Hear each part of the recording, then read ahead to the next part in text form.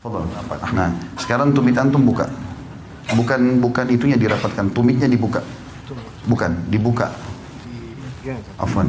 Ya, ini dibuka. Nah, seperti itu. Jadi kalau lagi ngatur shaf, kakinya jangan seperti kipas begini ya.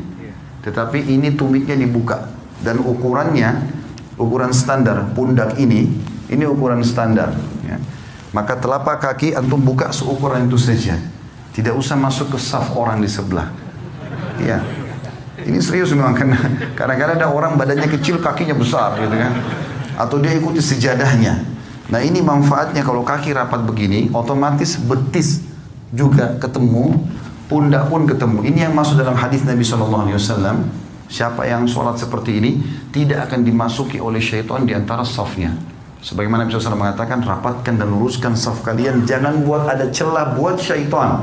Karena kalau dia ada, dia akan mengganggu sholat. Oke?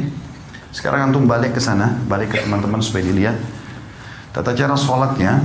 Coba takbir Allahu Akbar seperti yang kita sudah pelajari. Ya, ininya dihadapkan ke depan, ini rapat ya. Ini jarak kurang lebih 1 jengkal dari sini. Tidak usah dikakukan tangannya. Coba, ya, ininya juga sejajar sama ini atau sejajar sama kuping. Ini nggak usah ikut pundaknya, tangannya aja. Ya, antum nggak usah takut, saya tidak hukum. Coba dilenturkan saja, lihat saya, dilenturkan saja tangannya, nggak usah kaku. Ini semuanya ke depan dan rapat, sejajar dengan pundak atau sejajar sama kuping, ya. Ya, ini ujung kuping. Dan ini standar tadi saya bilang, ini standarnya. Takbir, kalau mau ruku juga Allahu Akbar, ya. Kalau mau sujud juga sama nanti. Sudah? Sekarang letakkan di dada pada saat takbir. Ya, di ulu hati saja. Ya. Ini cara yang pertama adalah punggung kanan ketemu sama punggung kiri. Kemudian cara yang kedua, pergelangan kanan memegang pergelangan kiri, digenggam. Genggam begini. Ya, seperti ini betul. Ini digenggam. Ini cara yang kedua. Ini biasa saja, antum biasa saja. Ini pundak jangan ikut ya. Jadi tangan kita saja. Pundak tetap biasa. Allahu Akbar seperti ini. Atau Allahu Akbar ini lebih jauh sedikit, ya. Ya, pundak tidak usah ikut, ini saja. Baik, sekarang ruku coba. Afwan, tinggal butuh 1 orang. Jazakumullah khair. Yang duanya sudah, supaya agak lenggang. Antum balik ke sebelah sana sekarang. Coba ruku. Sekarang ruku. Allahu Akbar, tidak dari awal, dari antum seperti normal lagi sholat, tangannya di sana. Antum takbir, Allahu Akbar, mata ke tempat sujud. Ya, ini digenggam lututnya. Ini masih melengkung, ya. Baik, ini caranya. Antum turun, dadanya dinaikin, kepalanya lurus ke depan, kepala lurus lagi, ya. Ya, seperti ini. Sekarang ini dipertahankan ya. Oke, coba lihat saya. Kalau saya sebentar Afwan, kalau miring dibilangin ya. Kalau saya di rumah saya praktikin pakai cermin, lalu saya praktikin ruku itu. Allahu Akbar, ini saya genggam, kemudian ini saya tahan begini. Rata enggak? Ya, seperti ini. Ini terasa paha di belakang ketarik, ya. Kepala juga ke depan. Ini disunnahkan Nabi SAW. Kalau antum pakai cara seperti ini, mau sejam pun rukuknya nggak masalah. Jangan turun, jangan juga naik begini, ya. Seperti ini, dan perhatikan siku ini jauh dari tulang rusuk, ya. Dan ini ditekan, ini kita tekan ke dalam. Saya sekarang tekan ke dalam dan paha saya ketarik. Coba, fadhal. Ya, ruku Allahu Akbar. Wow. Ya, ini sudah mulai. Tinggal Afwan, kepala antum, tidak usah lihat ke beliau. Dagunya turun lagi, ya, gitu. Oke, ini masih naik lagi, jangan naik. Nah, gitu. Nggak usah lihat orang, lihat tempat sujud. Oke, baik. Kurang lebih seperti itu ya. Nah, cara praktikin ini penting karena Nabi SAW ruku seperti ini. Dan beliau dikatakan kalau taruh bejana tidak tumpah, ya. Sama dengan kalau bangun juga begitu dari ruku. Kembali ke awal. Begitu bangun dari ruku, Allahu Akbar, kita bangun, Sami Allahu liman hamidah. Mata jangan kemana-mana, tetap bersujud.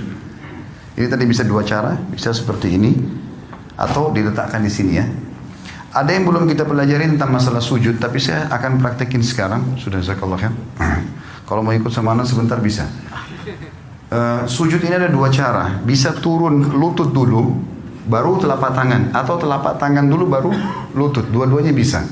Karena itu khilaf di antara ulama. Ibnu Qayyim rahimahullah memasukkan antara salah satunya boleh. Tergantung keadaan ya. Cuma yang perlu diperhatikan, kata Nabi SAW, aku diperintahkan sujud dengan 7 anggota tubuh. 7 anggota tubuh. Satu itu dahi sama hidung. Maaf, biar hidung antum rasa pesek, tetap harus kena tempat sujud. Tidak boleh kepalanya begitu, ya, sehingga hidungnya nggak kena. Ini satu paket. Kalau nggak sah ini. Ini satu paket. 1, kemudian 2, 3. Jadi ini sudah 2 telapak tangan sama dahi ini, berarti 3. Lutut 2, berarti 5. 2 telapak kaki, 7. 7 anggota tubuh ini. Nah, caranya adalah Nabi SAW, kata Ibnu Mas'ud, kami dilarang oleh Nabi SAW untuk sujud seperti anjing sedang duduk. Perhatikan kalau anjing duduk, sikunya kesentuh tanah kan? Antum tidak boleh sentuh tanah. Tulang ini, siku nggak boleh kena ke tulang rusuk. Ya. Dan usahakan ada jarak antara perut kita, paha sama siku ini. Kira-kira jarak di mana antum bisa merasa nyaman bernafas. Karena pada saat sujud, kita butuh sirkulasi udara supaya bisa lama. Saya coba praktikin, anggap saja ini cuma contoh kalau kiblat ke sana. Sami Allahu liman hamidah, maka pada saat turun bisa 2 cara. Cara yang pertama adalah kita turun biasa saja, meletakkan lutut di sini, kemudian mengambil jarak kurang lebih 1 siku ini ya. Di sini 1 siku ini jaraknya, baru meletakkan tangan di sini. Tangan itu seperti ini ya kondisinya, seperti tadi orang takbir, Allahu Akbar, lalu letakkan kepala.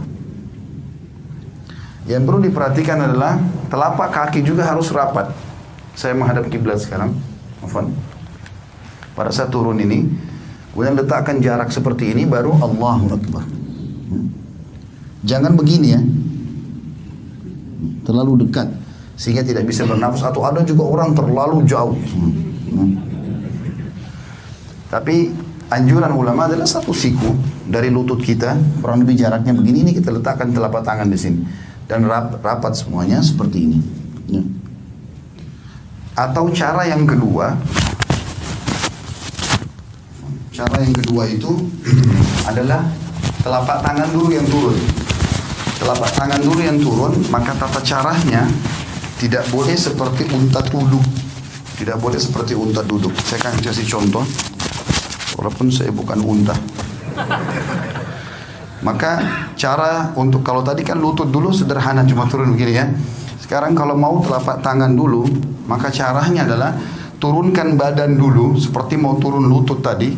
Misalnya sudah dekat, baru kemudian letakkan telapak tangan ke depan. Seperti ini. Ya. Yang dilarang itu seperti unta itu kalau orang turun begini. Nah, begitu juga nih pada saat berdiri. Orang berdiri dari sujud nggak boleh begini, ya. Tetapi dia duduk dulu, ya.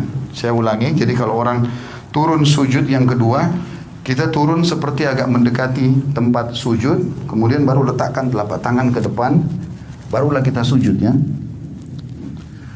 Duduk di antara 2 sujud, menegakkan seluruh ruas tulang belakang sampai terasa dada terbusung ke depan. Jari-jari tetap rapat, ujung jari-jari berada di ujung paha. Kemudian kita sujud lagi, Allahu Akbar. Setelah itu pada saat mau berdiri, duduk dulu. Sunnah Nabi SAW duduk dulu, duduk seperti ini. Dan ada 2 cara. Cara yang pertama, menekan paha untuk berdiri ke atas, atau menggenggam telapak tangan, ditekan lantai untuk menopang tubuh ke atas. Jadi topang ini saja ke atas, ya. Seperti ini. Dan kita tidak boleh sebagaimana tadi saya bilang berdirinya seperti unta itu, ya. Terakhir tinggal masalah tahiyatnya saja. Tahiyat ini khilaf di antara ulama tentang 2 jenis duduk. Namanya iftirash atau tawarruk. 2 ya. Iftirash atau tawarruk. Apa itu iftirash? Iftirash itu duduk seperti di antara 2 sujud. Itu namanya iftirash, ya. Kalau tawarruk, warak itu artinya bokong. Kita meletakkan bokong kita di tanah. Nah, ini khilaf ulama. Kapan dikerjakan iftirash, kapan dikerjakan tawarruk? Imam Syafi'i rahimahullah berkata, duduk tawarruk tahiyat seperti ini, yang kita duduk, ya, seperti ini namanya tawarruk karena bokong kita duduk di tanah.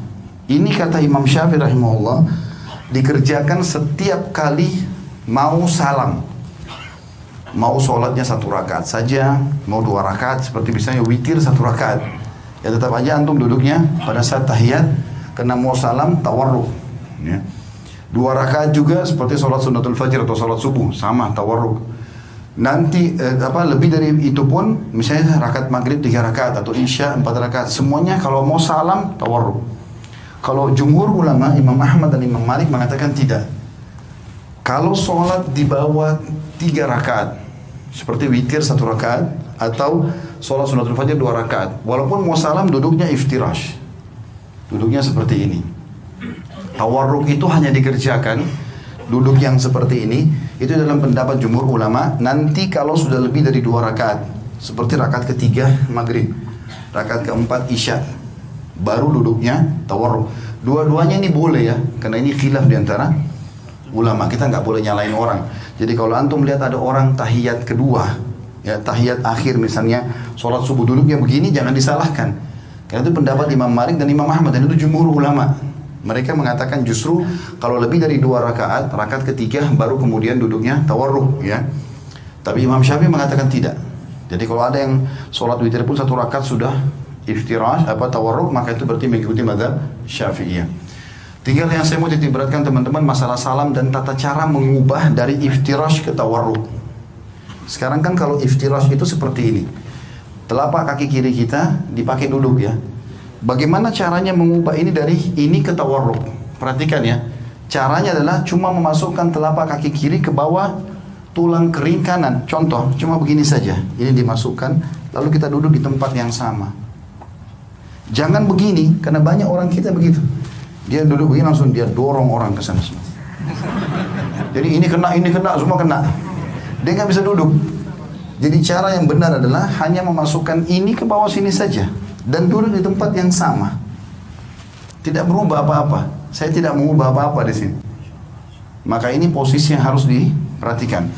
Begitu juga dengan masalah salam. Pada saat kita sudah selesai membaca tahiyat, tentu tahiyat sunnahnya ada yang mengatakan pada saat syahadat mengangkat jari, ada yang mengatakan juga nanti dari awal sudah at-tahiyat itu sudah mengangkat, ya.